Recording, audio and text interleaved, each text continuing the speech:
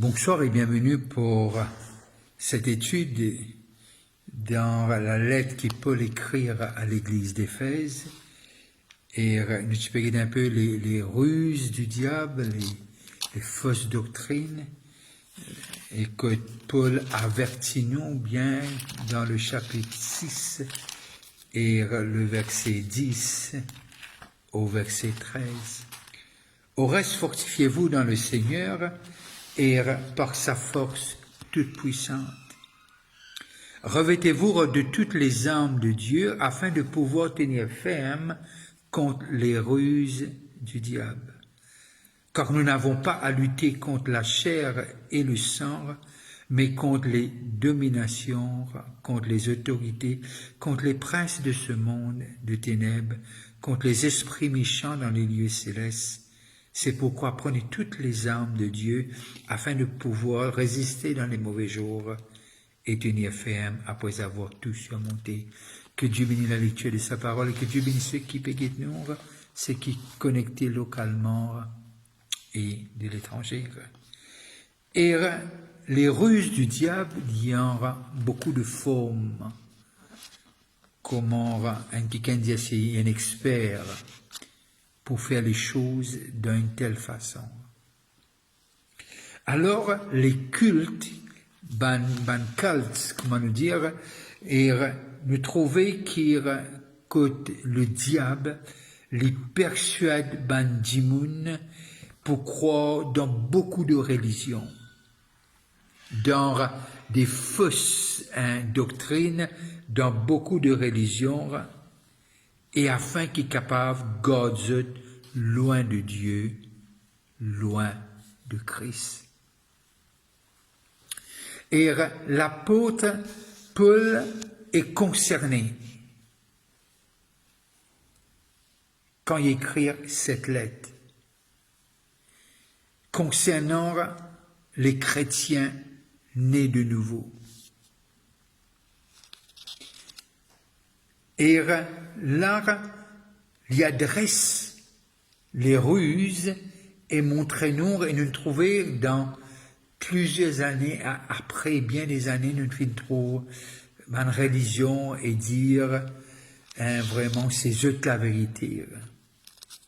Et un culte lui-même, lorsque nous avons cette définition, c'est qu'il est dévoué lire à une personne inquiéteuse et qui lui donne tout son respect et pour dire que c'est quelqu'un a entendu directement de Dieu et alors les suivre.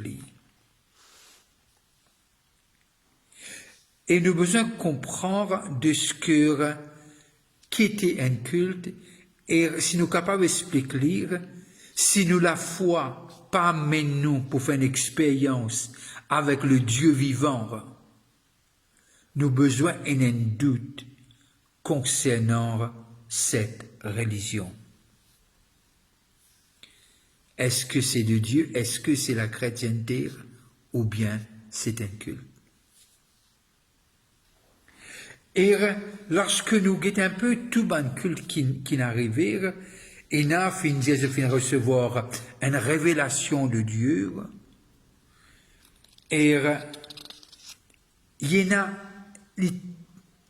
parfois nous pas trop de différence là, il est tellement cunning, tellement une façon de faire qui lire et n'a quelque chose lorsque nous arrive le bon point fondamental.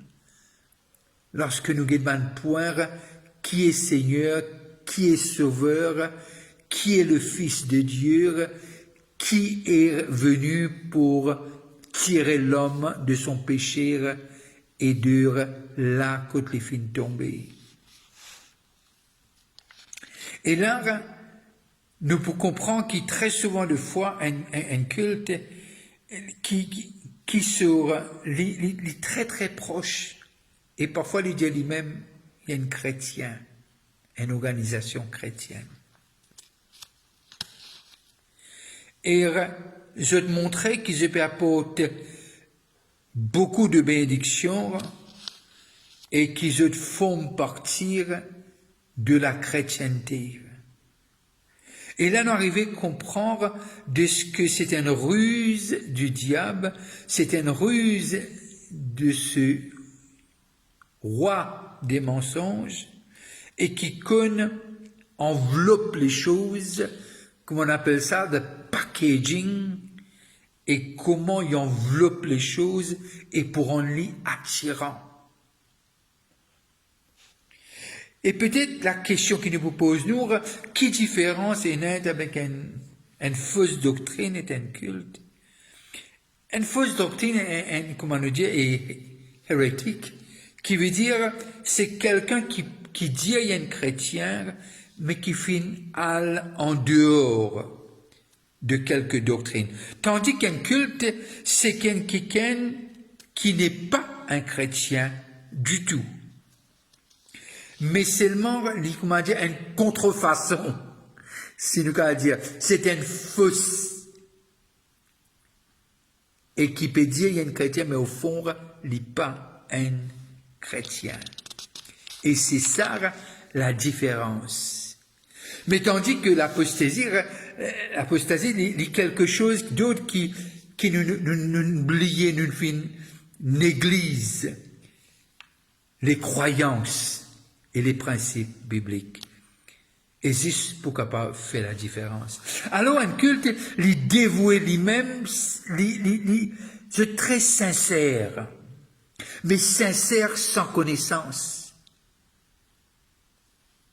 Et je suis prêt pour faire un sacrifice énorme concernant ce secte. C'est ça, ce secte, un secte. L'anglais vous dit it's a cult, mais c'est un secte, pardon. Et ça secte-là, et comment je donne corps et âme. Je vous passer une journée de porte en porte et beaucoup de choses. Et je vous dire, et là vous dire qu'il faut recevoir lui de Dieu directement. Et parfois je dis même de recevoir lire de Dieu un papier en or. Alors ces sept, comme on le dit en français, et nous arrivons à comprendre de ce que je te fais énormément de choses et je tiens un zèle qui n'est pas possible. Comment nous connaissons cet insecte? Comment nous connaissons cet insecte? Mon pensée, première question qui nous est capable de poser, côte sur l'origine. Et nous connaissons que la Bible dit nous, les doctrines qui viennent de la part de Dieu, les doctrines fondamentales, basées sur les prophètes et les apôtres. Et deuxièmement, question qui nous a posée, comment les films commencer? Et trop souvent de fois, lorsque nous rentrent un peu profondément dans notre histoire, et il y a quelque chose de similaire dans tout ban secte. C'est toujours une nouvelle révélation, directe de Dieu. Et une révélation donnée à une personne uniquement. Personne d'autre n'a fait recevoir cette révélation, c'est simplement une personne. Et cette personne vient le pivot central même de ce secte.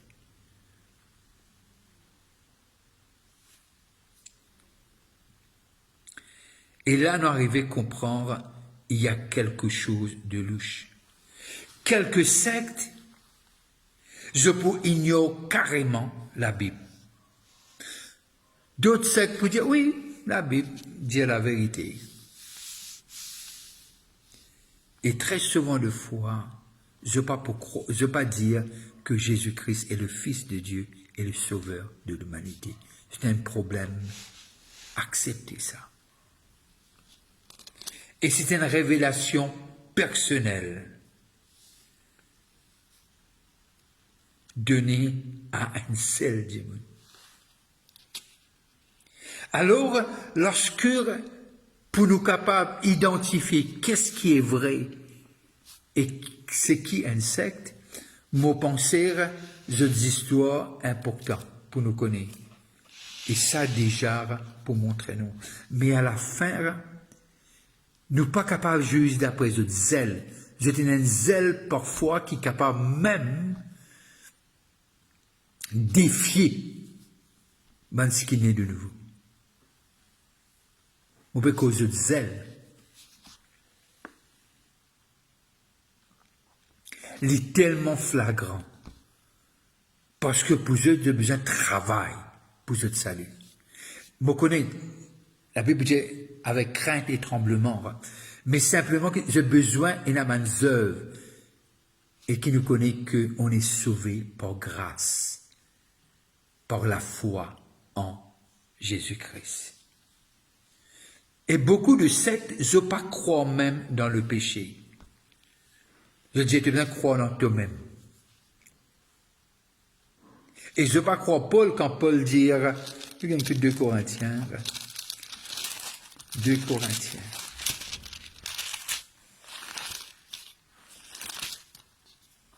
Le chapitre 5 et le verset 21. Je ne suis pas trop d'accord avec ce texte de Paul. Celui qui n'a point connu le péché, il l'a fait devenir péché pour nous, afin que nous devenions en lui justice de Dieu. Je peux même croire que le péché existe, c'est l'absence du mal. Et j'ai une difficulté pour comprendre et accepter ce verset. Non seulement cela, quand nous regardons ce qui Pierre dit nous, et Pierre met les choses encore plus claires. Et voilà ce que l'apôtre Pierre dit nous. Le chapitre, 1er Pierre, le chapitre 2 et le verset 24. Le verset 24. Lui qui a porté lui-même nos péchés en son corps sur le bois, afin que, morts au péché, nous vivions pour la justice, lui par les maîtressures duquel vous avez été guéris. Et là, ce que Pierre montrait nous, il fait une porte et une quicaine qui fait une porte nous péchés. Pena deux et un seul sauveur, c'est Jésus-Christ lui-même. Et la Bible dit nous, il n'y a pas d'autre chemin. Il n'y a pas, le salut peut exister en personne d'autre. Ce n'est que Christ. Il n'y a personne d'autre qui fait une mot pour l'humanité. Il n'y a personne qui appelle l'agneau sans défaut et sans tâche. Tout ce qui nous fait trouver de Genèse à la croix, il n'a nous que c'était simplement, je type dire, je type afficher, quand il cause un agneau, il peut cause du Fils de Dieu. Parce que le sang des animaux pas capable sauve l'homme. L'Étypésis annonce l'arrivée de l'agneau de Dieu qui sort du ciel, incarné à travers une femme et grandit dans le corps d'un homme, bien conçu par le Saint-Esprit, et lui n'a jamais péché, tenté mais jamais péché. Et son sang était pur pour racheter l'humanité. Pourquoi? Parce que le péché demande, justice demande la mort quand tu as péché. Mais tandis qu'avec Jésus-Christ qui n'a jamais commis le péché, mais qui s'est fait pécheur pour nous racheter, afin qu'on puisse être appelé enfant de Dieu, sacerdoce royal, choisi. Et c'est ça la différence. Et lorsque nous retournons dans 1 Corinthiens, le chapitre 2, le verset 2. Car je n'ai pas eu la pensée de savoir parmi vous autre chose que Jésus-Christ et Jésus-Christ crucifié. Et ça dérange ben secte. Que Jésus-Christ est cette pierre angulaire. Jésus-Christ est le sauveur de l'humanité. Jésus-Christ est le Fils de Dieu. Jésus-Christ est ce que justice demandait pour racheter l'humanité. Jésus-Christ est le chemin qui mène au ciel. Il n'y en a pas deux, il n'y a que lui. Et c'est ça. Et il y a des sectes qui ne croient même pas qu'il faut adresser nos prières à travers Jésus-Christ et le Saint-Esprit. Ils ne croient même pas de ce qu'il faut le sacrifice du ciel afin qu'il nous capable de sauver de l'état de continuité. Alors, un secte, les vignes annonce quelque chose autre. Mais lorsque les gens arrivent à comprendre, c'est pas contre la chair et le sang de ce que le monde spirituel y existait, les réels. Et le diable, pour faire tout, pour présenter beaucoup de religions, beaucoup de sectes, et qui prenaient l'apparence, écoute là la puissance, pas pour exister. Bien sûr, lui dire au dernier jour, je peux faire des miracles et des prodiges, jouir, mais à cause de la puissance du Saint-Esprit. Et c'est ça qui fait toute la différence dans ce qui est vrai et dans ce qui est faux. Et le Saint-Esprit, pas pour capable, aide là où la fausseté demeure. Et c'est ça, la différence. Alors, Paul, lorsqu'il écrit à l'église d'Éphèse, lorsqu'il adresse là, qui veut dire déjà le problème, les petits besoins présents pour que Paul écrit une lettre telle qu'elle. Et pour avertir, Éphèse comprend. Les ruses du diable, ils sont énormes. Alors, que l'Esprit de Dieu, capable, exulte pour comprendre ce qui est de Dieu et ce qui n'est pas de Dieu. Et c'est ça qui, Paul, puis envie, emmène l'Église d'Éphèse à comprendre. Alors, nous peinons pour méfier nous, nous disons simplement comment Garrison peut dire one with God, c'est la majorité. Un avec Dieu. We can't go wrong. Que Dieu vous bénisse là où vous êtes. Que la lumière de sa face n'arrête pas de briller sur vous. C'est. Peut-être tu n'es pas encore arrivé là où Dieu aurait souhaité, mais c'est qu'il n'a pas terminé.